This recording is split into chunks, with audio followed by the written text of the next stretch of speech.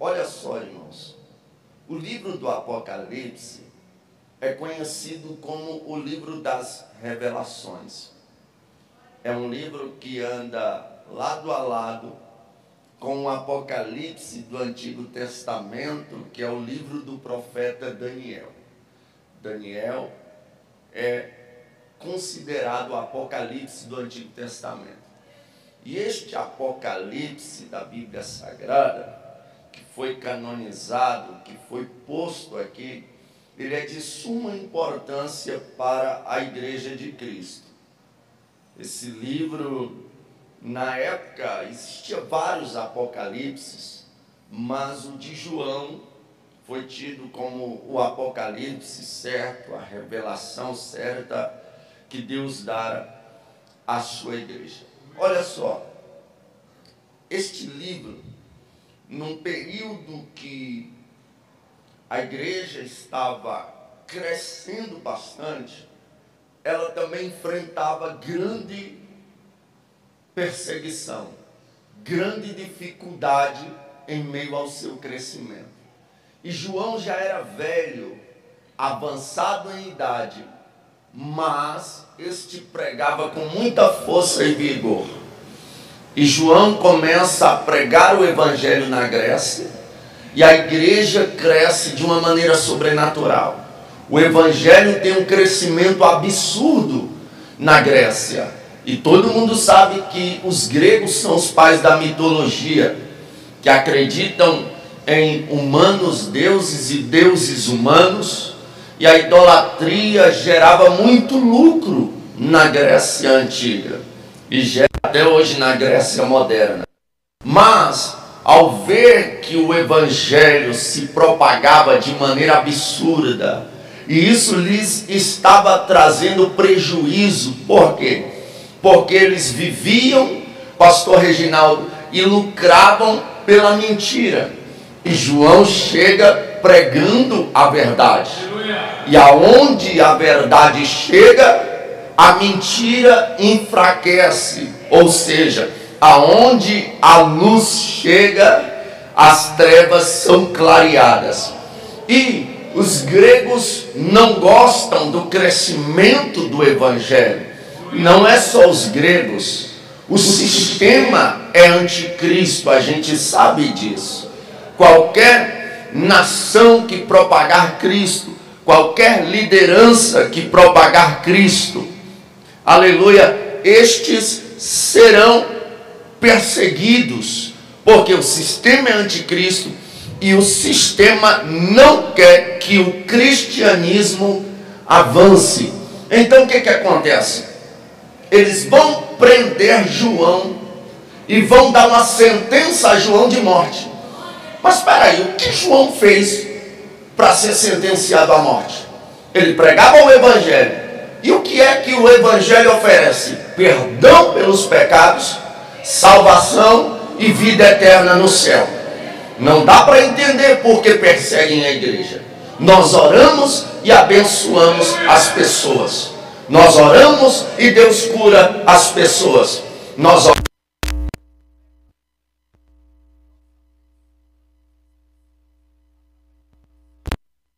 A palavra de Deus, levando amor, perdão, salvação, e ainda assim somos perseguidos.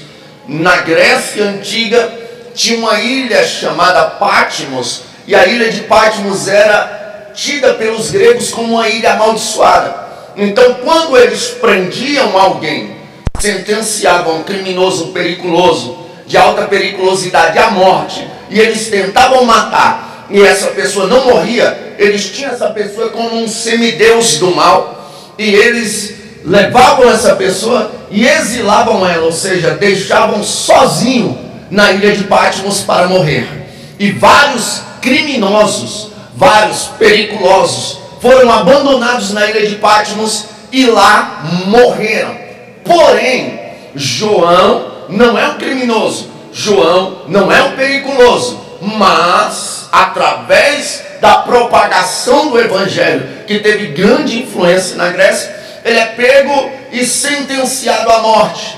A sentença de morte dele era que este fosse jogado em um caldeirão de azeite fervendo. Quando o azeite daquele caldeirão, daquele tacho está fervendo, os historiadores dizem que João diz a seguinte frase: vê se isso não é confiar em Deus.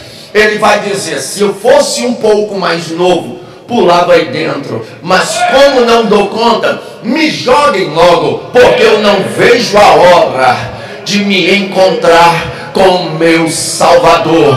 Louvado seja o nome do Senhor dos Exércitos. Então João é exilado lá para morrer.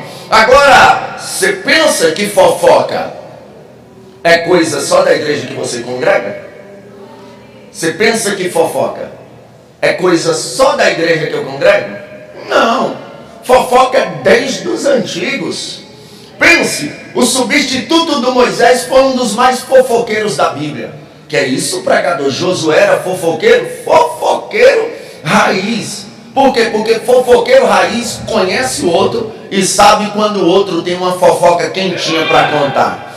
Ele vê Eldade e Medade, melhor, quando Eldade e Medade são cheios do Espírito e começam a profetizar no arraiar, um rapaz fofoqueiro vê, aí corre para contar para Moisés. Aí Josué vê ele, já identifica que ele é fofoqueiro e que ele tem uma notícia quentinha, me chama ele: o que é que está acontecendo? Me fale. Rapaz, o negócio é o seguinte: eu acabei de ver Eldade e Medade profetizando lá no arraial. Eu vou lá contar para o pastor Moisés agora. Aí Josué diz: não deixa que eu vou contar para o pastor Moisés. Não deixa que eu vou lá, deixa que eu vou lá. Aleluia. Mas o pastor Moisés é um pastor de respeito. Ele corta fofoca pela raiz. Oh glória, Josué corre lá, irmão, porque o intuito de Josué tinha uma chamada, Deus tinha um propósito na vida de Josué, mas Josué estava agindo errado, Josué estava indo pelo caminho da bajulação, e obreiro bajulador é igual carvão, apagado queima, ou melhor, aceso queima e apagado suja. Então tem que ter cuidado, aleluia. Obreiro bajulador é a pior coisa que tem. Fica contando fofoca para o pastor, falta beijar os pés do pastor. Ninguém precisa fazer isso para ser reconhecido no ministério. Até porque pastor nenhum gosta de obreiro bajulador, porque obreiro bajulador é falso e na primeira oportunidade ele bajula outro. Então nós não temos parte com obreiro bajulador. Então o pastor Moisés vai cortar pela raiz. Quando ele chega lá: olha Moisés, tu não acredita, eu acabei de ver Eldade e Medade, ele nem viu, quem viu foi o outro. Eu vi Eldade e Medade, então profetizando lá no arraiar. Tu não vai fazer nada, Moisés. Moisés olha e, pastor de respeito, corta o obreiro bajulador pela raiz, corta fofoqueiro pela raiz. Ele olha e diz: está com ciúme, Josué, crie vergonha na tua cara. Quem dera todo Israel fosse cheio do Espírito Santo e profetizasse. Então na igreja de Moisés tinha fofoca, e na igreja que Jesus era o pastor também tinha. Aí chegaram um dia com a fofoca quentinha pro lado de Jesus. Jesus, tô sabendo, e esse tô sabendo, me disseram e me contaram, são os demônios perigosos. Viu? Cuidado com eles. Se tu não viu, não propague. Se tu não viu, não passe para frente.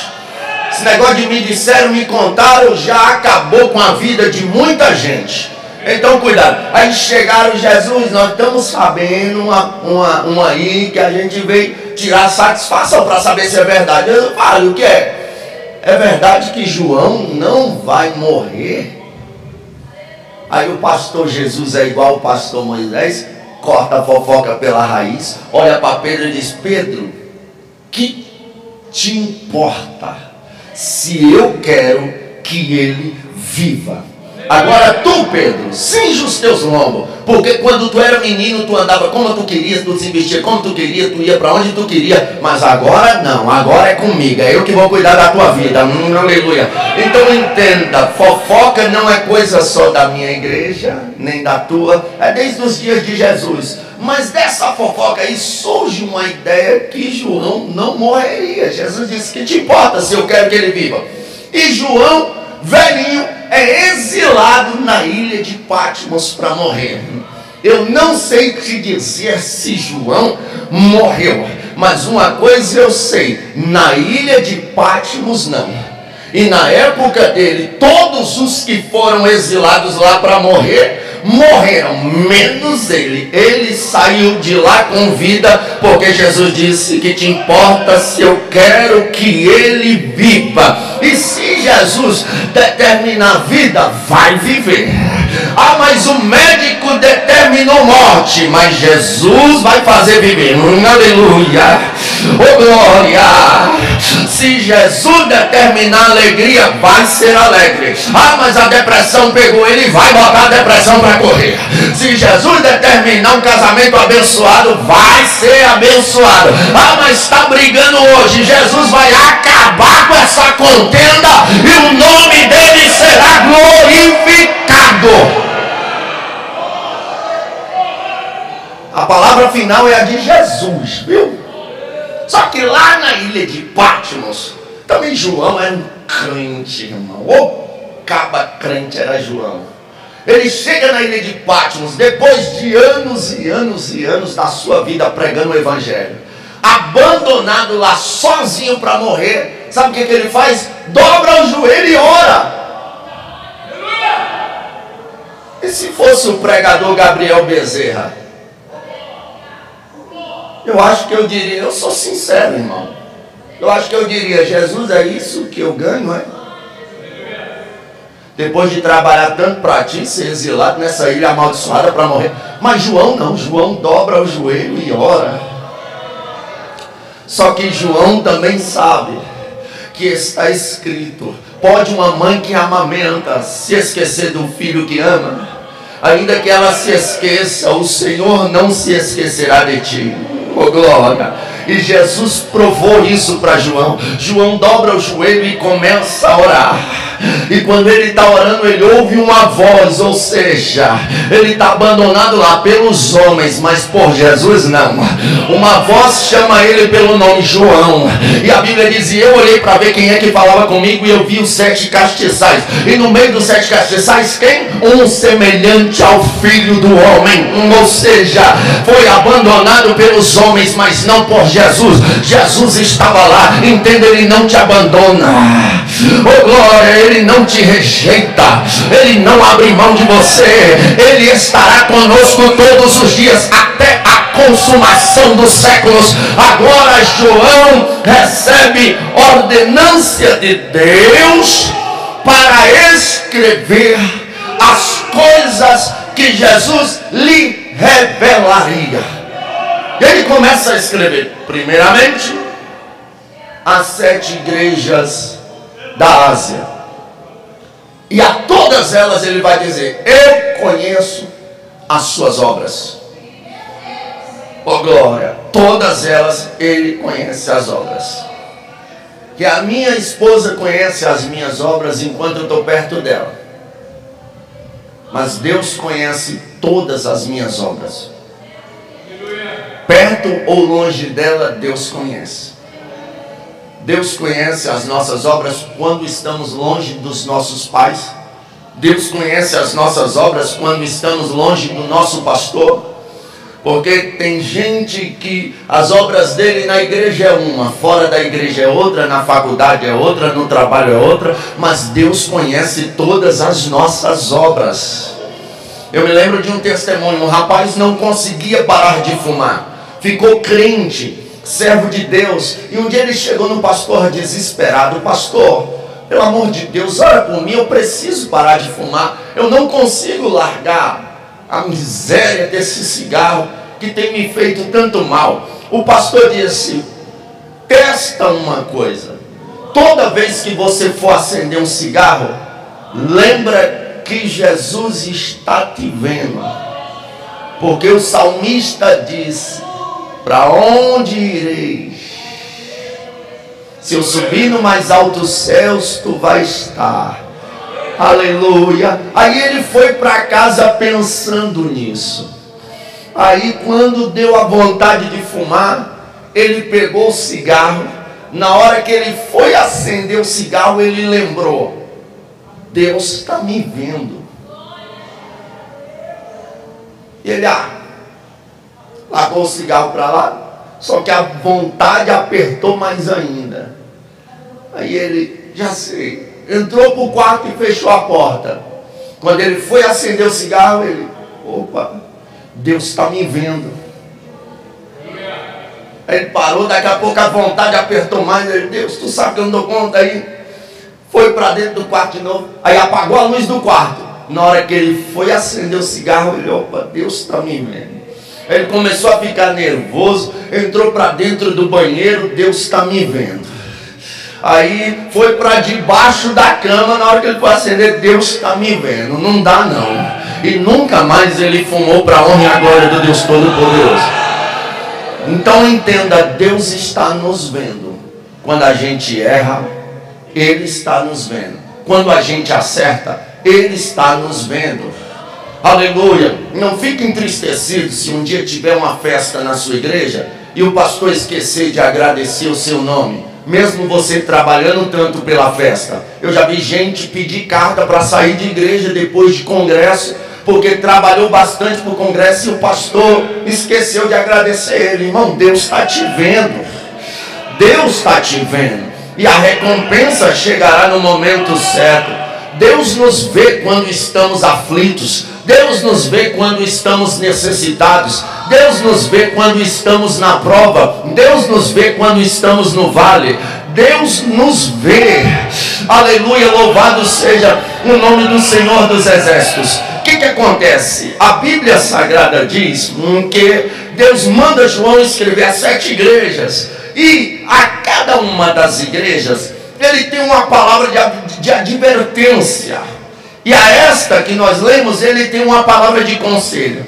Ele vai dizer à igreja de Éfeso: olha, eu tenho contra vocês que abandonaste o primeiro amor. Lembra-te de onde caíste, arrepende-te e volta ao primeiro amor. Aí ele vai dizer à igreja de Tiatira, né? Tenho contra vocês que toleram doutrina de Jezabel, mulher que se diz profetiza e ensina na igreja. Ele vai dizer à igreja de Sardes: vocês têm nome de que vive, mas estão mortos. Ele vai dizer à igreja de Laodiceia: vocês se orgulham, batendo no peito, dizendo ricos somos, de nada temos falta, mas vocês são os desgraçados, miseráveis, cegos, pobres e nus. Aconselho-te que de mim compre ouro para que te enriqueça, veste para que te vista, e assim vai. Mas a igreja fiel, a igreja de Filadélfia, a qual nós lemos aqui, é diferente. Ele vai dizer, como disse das outras: eu conheço as tuas obras. Mas ao invés de ele começar fazendo uma advertência,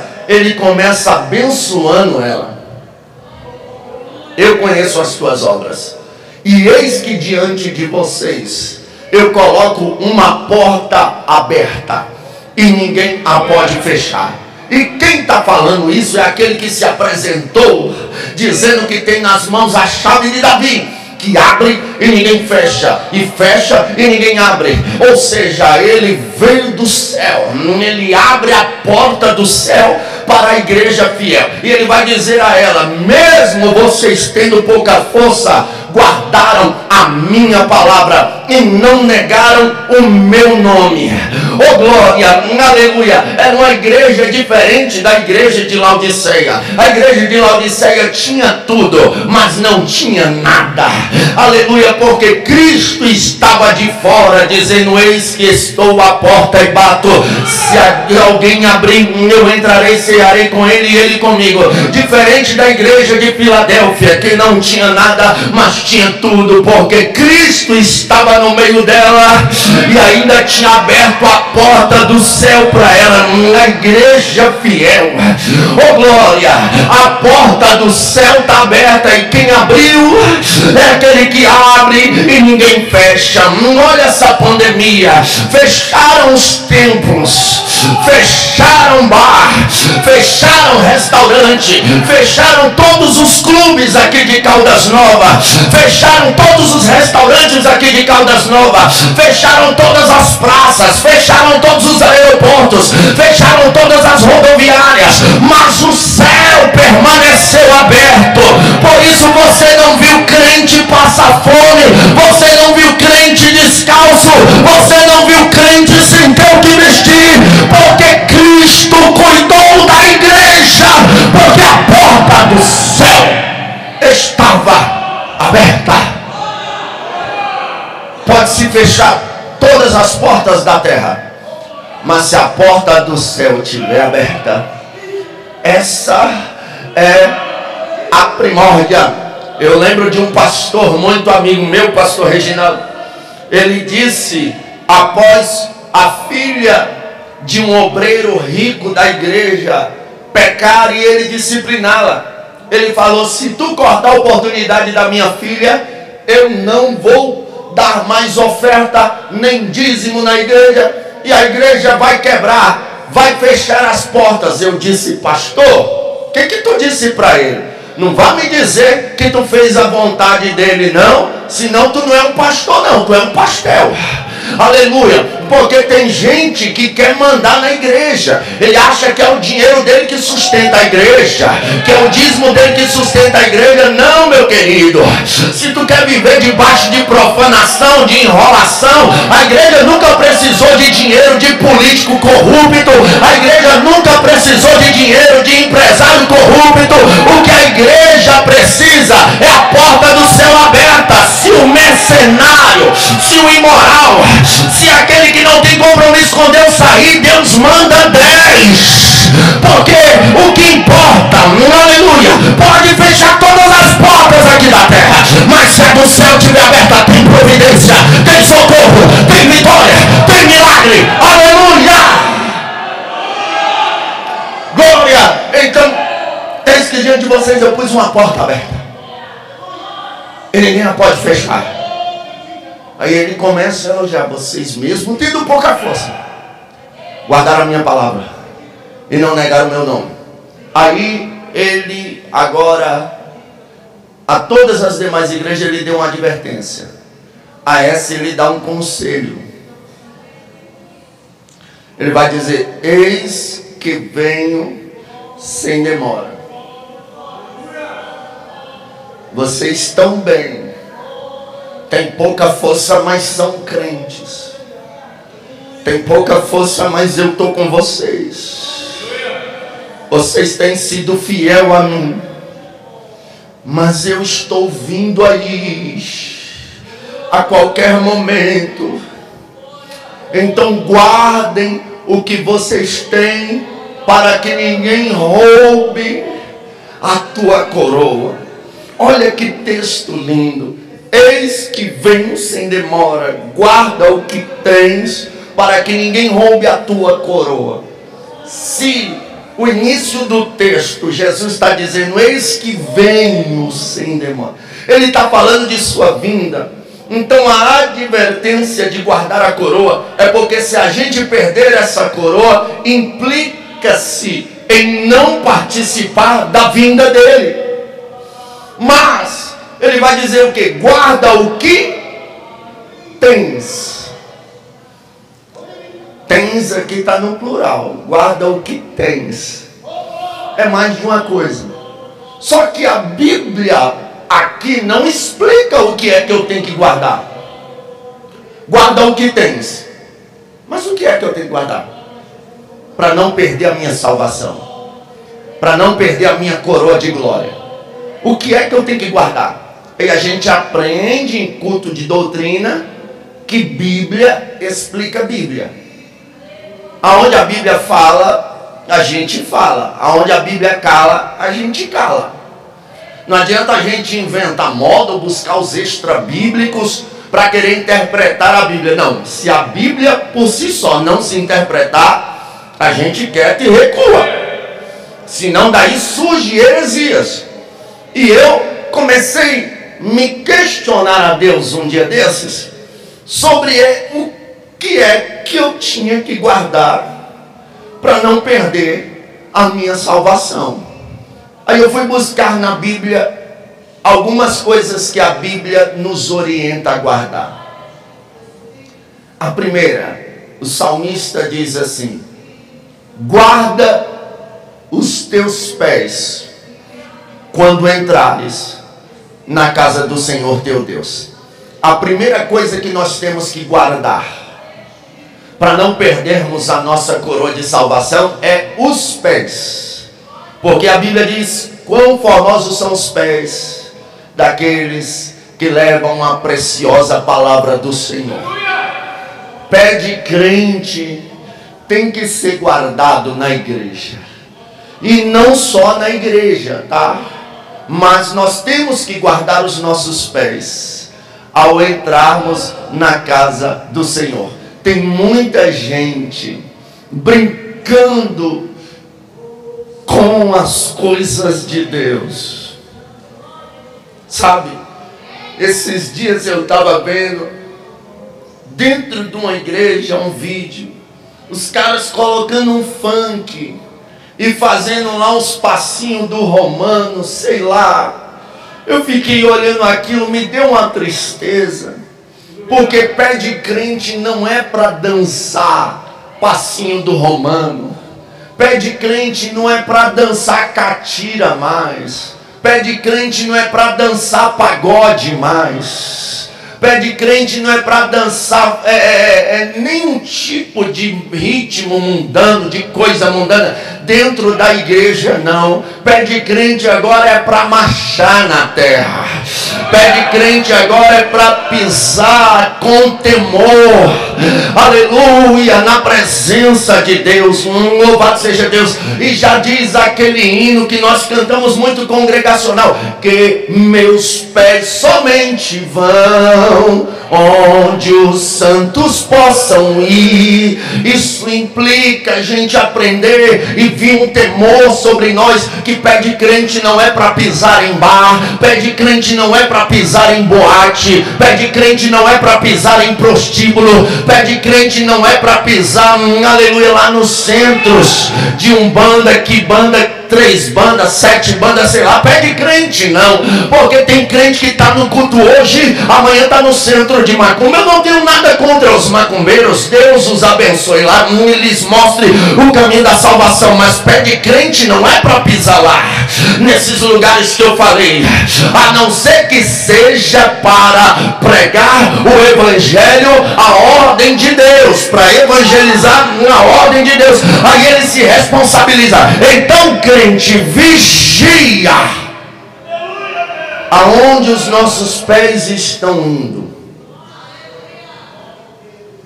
Temos que ter muito cuidado para onde os nossos pés estão nos levando. Oh glória, oh glória, aleluia. Outra coisa que a Bíblia nos orienta a guardar, o sábio Salomão vai dizer: sobre tudo que se deve guardar, guarda o teu coração, porque dele procede todas as saídas da vida. Quando eu comecei a pregar no ano de 2006, eu me lembro que, na verdade eu acho que eu comecei a pregar em 2007, 17 anos atrás. Eu me lembro que eu via os pastores pregando: Deus não quer só o coração, Deus não é açougueiro, muito menos cardiologista. Aí eu via os pastores pregando assim, e eu pregava também. Deus não é açougueiro nem cardiologista, Ele não quer só o coração.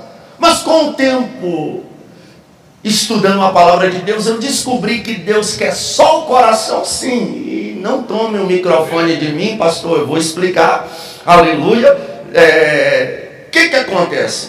O sábio Salomão vai dizer: sobre tudo que se deve guardar, guarda o teu coração, porque dele procede todas, não é só uma, não é só 3, não é só 4, todas as saídas da vida. Então, se Deus conseguir, missionária Rosânia, ter o meu coração, Ele tem o meu jeito de falar, Ele tem o meu jeito de pensar, Ele tem o meu jeito de vestir, Ele tem o meu jeito de se comportar. Porque do coração procede todas as saídas da vida. Só que a Bíblia diz que o coração humano é enganoso. É por isso que eu devo guardá-lo. Conheci grandes homens de Deus com grandes chamadas, que eram para ser excelentes obreiros, mas não guardaram o coração casaram mal e não podem exercer a chamada porque entregaram o coração para qualquer uma. Eu conheci excelentes servas de Deus que tinham grandes ministérios, grandes chamadas, mas não vigiaram, não guardaram o seu coração, entregaram para qualquer um e agora não podem exercer o santo ministério. Há aqui adolescentes, há aqui jovens, e o meu conselho aos adolescentes e aos jovens é: esconda o seu coração em Deus, mas muito em Deus, a ponto de quem quiser se relacionar contigo tenha que buscar Deus primeiro para encontrá-lo. Aí vai dar certo. Aleluia. Mas as pessoas hoje não estão guardando o coração. Entrega o coração a qualquer paixão. Aí daqui a pouco tá aí querendo morrer, querendo cortar os pulsos. Por quê? Porque o namoradinho me deixou. O cara já iludiu 17, mas ela acha que com ela vai ser diferente, que ele ama ela, ama nada. Guarda o seu coração, aleluia, cuide do seu coração.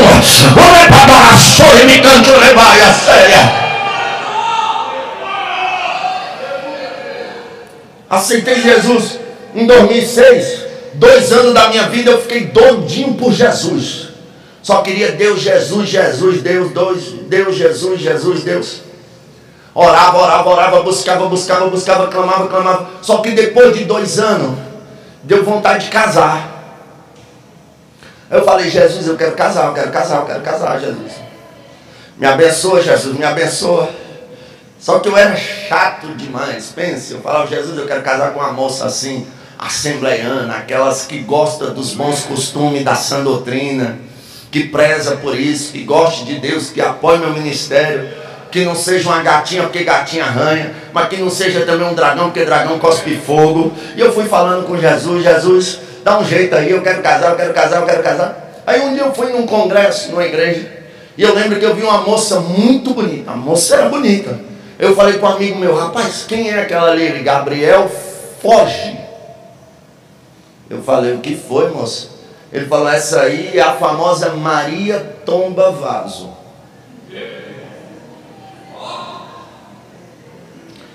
Todo indivíduo que passou por ela, os que não saiu depressivo, saiu sem nem querer mulher mais nunca na vida. Eu falei: tô fora, não é pra mim não. Aleluia. Não quis nem saber quem era mais, que eu decidi guardar meu coração. Um dia me engracei por lá de outra moça. É difícil contar essas coisas quando tua mulher está presente, né? Mas aconteceu. Aí o que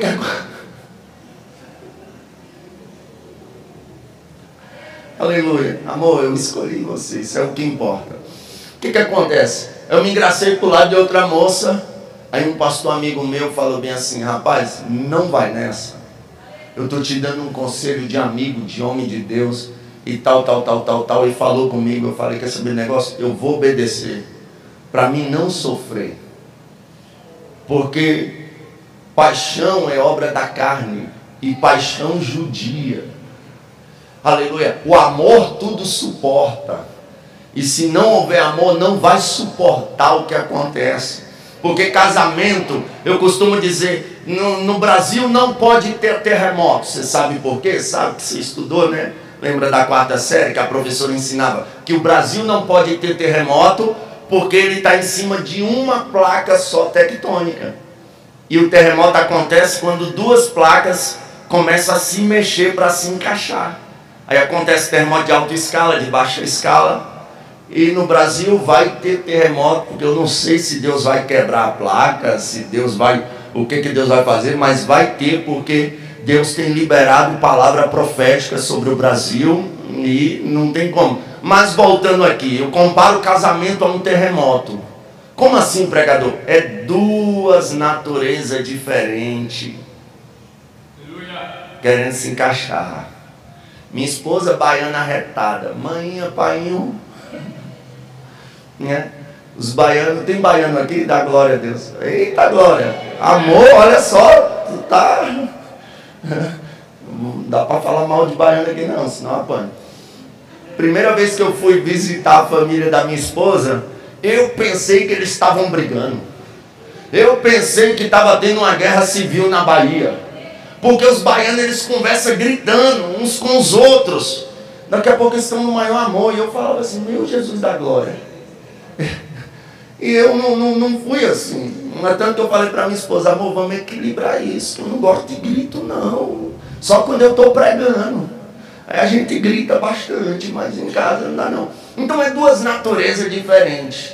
E nós passamos processos no nosso casamento, que às vezes a gente olha para o casamento de alguém e fala, rapaz, eu não suportaria passar metade do que aquele fulano passou no casamento. Eu já tinha largado fazia tempo. A pessoa não entende que alguns têm terremoto de alta escala e outros têm de baixa escala. Mas não é para largar não, é só para se encaixar. E depois que se encaixar, vai ajudar alguém lá na frente com um testemunho de vida. Aleluia, louvado seja Deus. Então guarde o seu coração para não casar errado. Guarde o seu coração para não ser enganado. Guarde o seu coração para não perder a salvação. Amém? Aleluia, louvado seja o nome do Senhor dos Exércitos. Olha só, o que acontece? Outra coisa aqui que a Bíblia nos orienta a guardar. O apóstolo Paulo estava prestes à sua partida.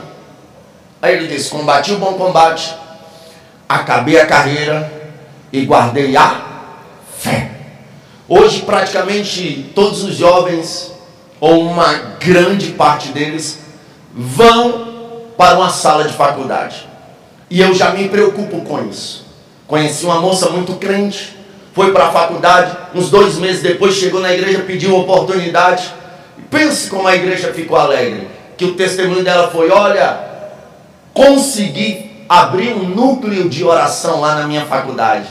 Estou orando com os jovens de lá. A igreja glorificou, adoramos a Deus por isso, ficamos felizes, afinal de contas ela estava influenciando os jovens da faculdade. Só que não durou.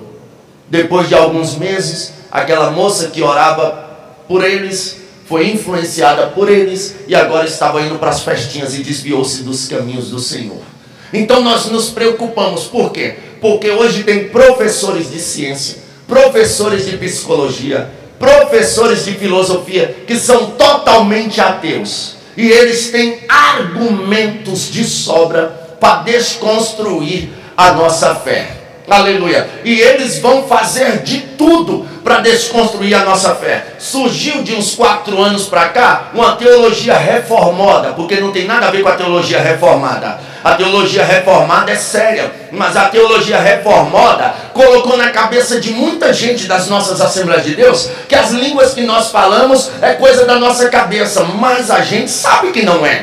Aleluia. Eles dizem que as línguas que foi dita no dia de Pentecoste, cada um falou na sua língua para o povo que estava lá entender. No dia de Pentecoste foi, mas me explica no dia de Paulo, quando chegou em Éfeso, os 12 varões entendiam Paulo. Por que eles falaram em língua se Paulo também entendia eles? Me explica lá na casa de Cornélio, quando Pedro pregava e o Espírito desceu e batizou todo mundo e falaram em línguas. Todo mundo entendia Pedro e Pedro entendia todo mundo. Aleluia. E se as línguas estranhas citadas na Bíblia, o dom de língua citado na Bíblia, fosse só língua idiomática, qualquer professor de língua interpretava. Mas a Bíblia diz, Paulo escrevendo aos Coríntios, aquele que fala em línguas não fala aos homens, porque ninguém entende.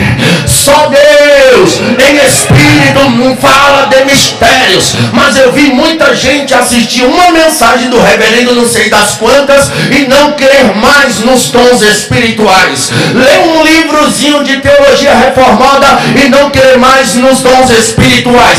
Mas a igreja precisa entender, nós precisamos guardar a nossa fé. Eu vi 4 paralíticos levantar de cadeira de roda na minha frente. Eu estava numa concentração no estacionamento do estádio Cerejim, quando o saudoso pastor Davi Miranda orou via satélite lá de São Paulo. Eu vi centenas de pessoas largar cadeira de roda, cegos enxergando, gente largando tubo de oxigênio. Aleluia. Eu vi milagre demais acontecer. É impossível desconstruírem a minha fé, mas tem muita gente que não provou, não teve muita experiência. Mas eu quero te dizer, guarde a tua fé, guarde a tua fé, guarde a tua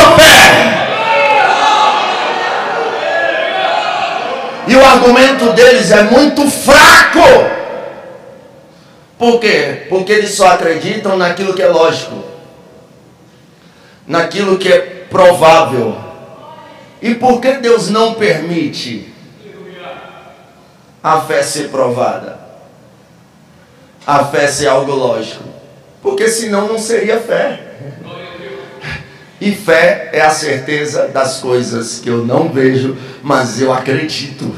Então nós temos que guardar a fé, porque nós somos salvos pela fé, mediante a graça de Deus. O justo viverá pela fé. Se tiverdes fé do tamanho de um grão de mostarda, aleluia, até um monte pode ser transportado de um lado para o outro. A fé remove montanhas. A fé, ela é extraordinária. Quantos milagres, quantas providências, quantos socorros já não aconteceram pela fé. Nós sairemos daqui com a nossa fé inabalável. Por quê? Porque a fé vem por ouvir e ouvir a palavra de Deus. E ela nós estamos pregando aqui hoje. Só quem vai guardar a fé, adore a Deus.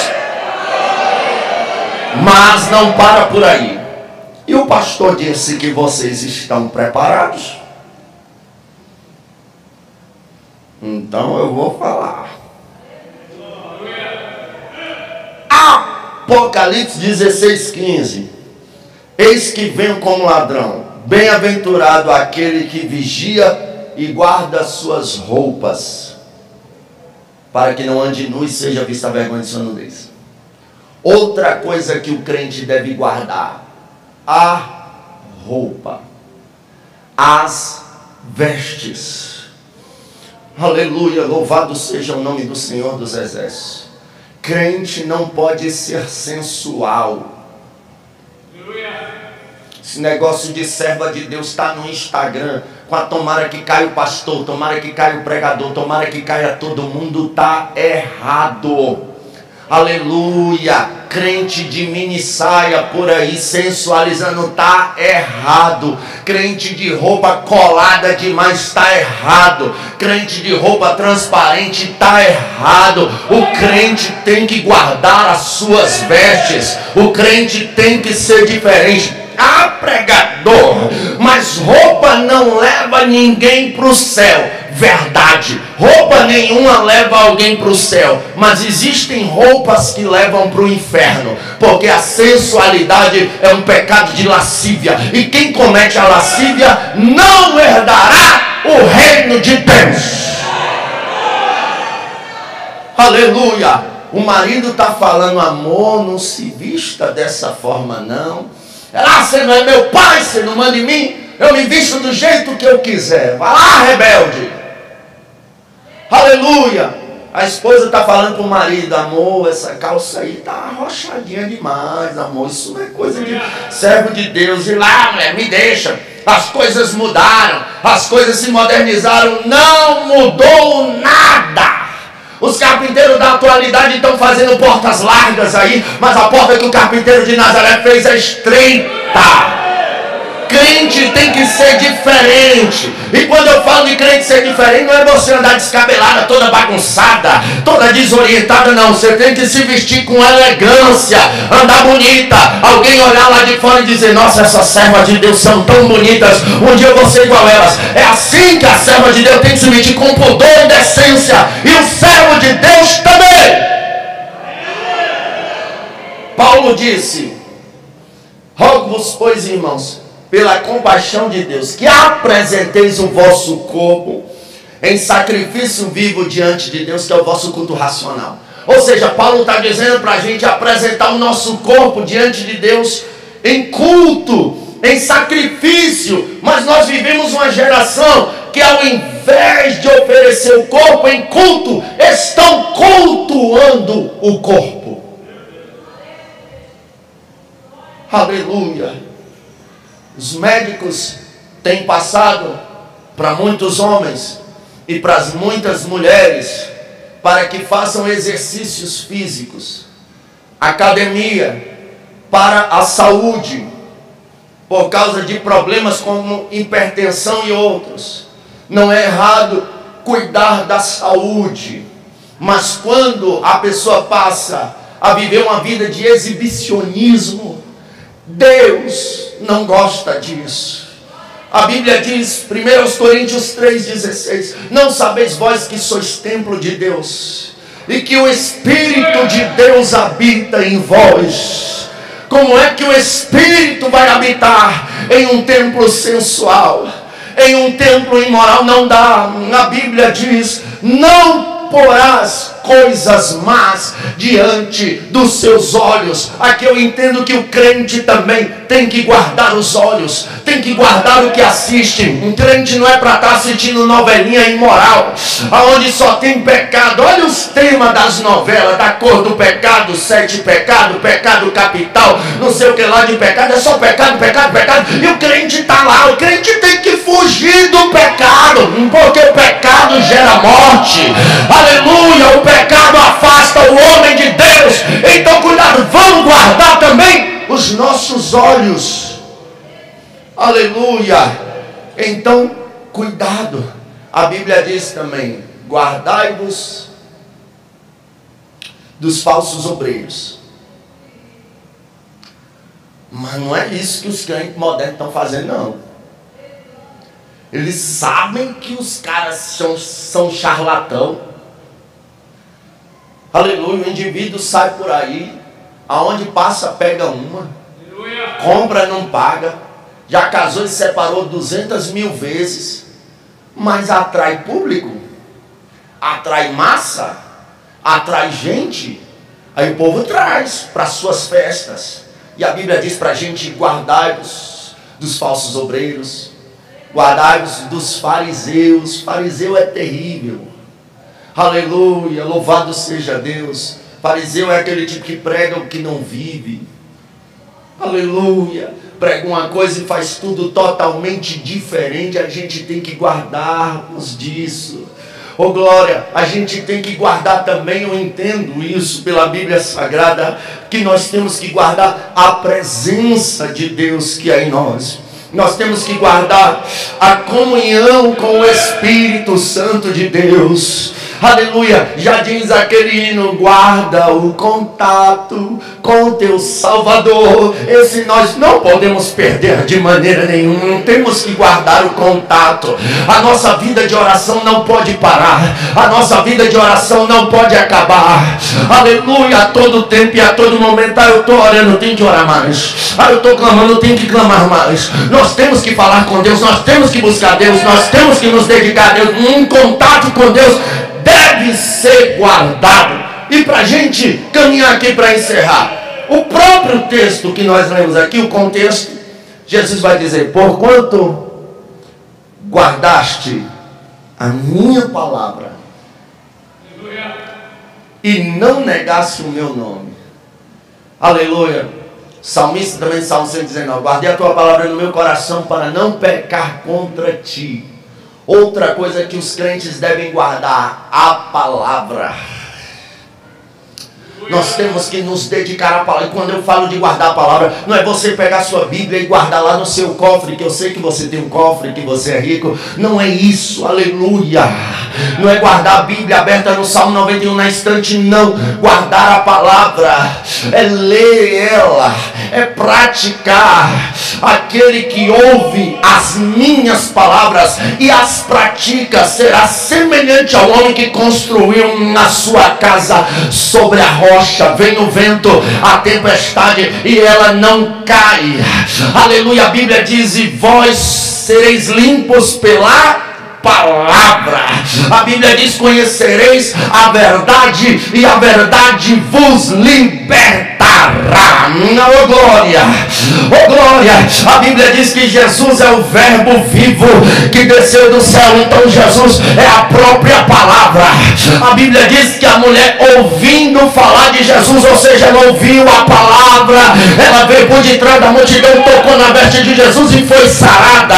A Bíblia diz que Pedro disse: mestre, pescamos a noite inteira, não pegamos nada, mas sobre a tua palavra não lançaremos a rede. A Bíblia diz que aquele homem disse: Jesus, não precisa ir lá em casa, basta uma palavra tua e o meu criado será sarado.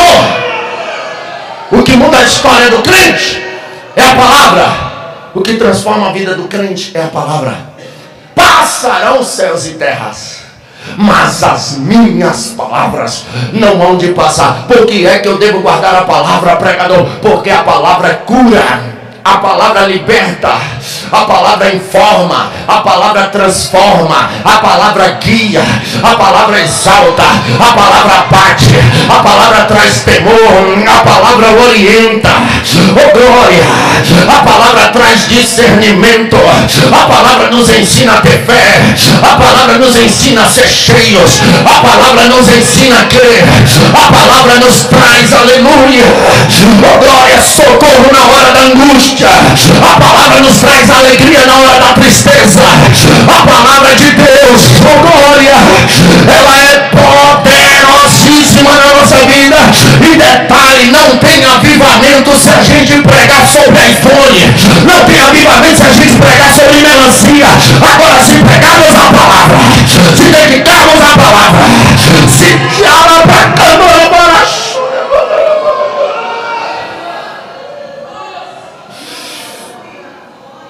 oh glória, oh glória. O desespero de algumas denominações está tanto que lá não tem mais espaço para a palavra. Eles tiram o pregador e colocam um coach para dizer que você é o ursinho carinhoso de Deus. Aleluia. O desespero de algumas denominações está tanta que eles tiram o pregador da palavra e colocam um stand-up para ficar contando piada. Não, púlpito não é lugar de contar piada. Púlpito não é lugar de palestra coach. Aleluia. Isso aí é no ginásio, é lá onde eles quiserem armar, aleluia, o seu público. Mas na igreja não. Igreja é lugar de ouvir a palavra. Na Bíblia diz: vagabundos andarão errantes por não ouvirem a palavra. A Bíblia diz: esse povo perece por falta de conhecimento das escrituras. Ou seja, a palavra e no poder de Deus. O poder vem pela palavra, o avivamento vem pela palavra. Então nós temos que guardar a palavra.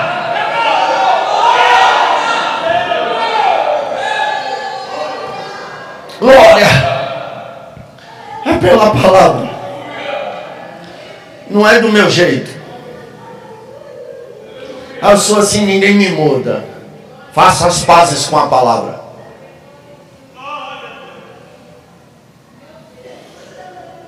Quem crê em mim, como quiser, é isso que a Bíblia diz? Não. Mas tem gente que eu sou assim, ninguém me muda. Eu sou assim e pronto. Mas não é do meu jeito. Jesus me ama do jeito. Não. Ele te ama. Mas isso não significa que tem céu para você. Porque a Bíblia diz: quem crê em mim, como diz as Escrituras, rios de águas vivas fluirão. Glória. Então nós temos que guardar a palavra. E para finalizar esse sermão, eu falei aqui sobre coisas que nós devemos guardar para obter a salvação. Mas eu encerro esse sermão dizendo sobre uma que, se você guardar, essa vai fazer você perder a salvação. Que é isso, pregador? Se você guardar o talento,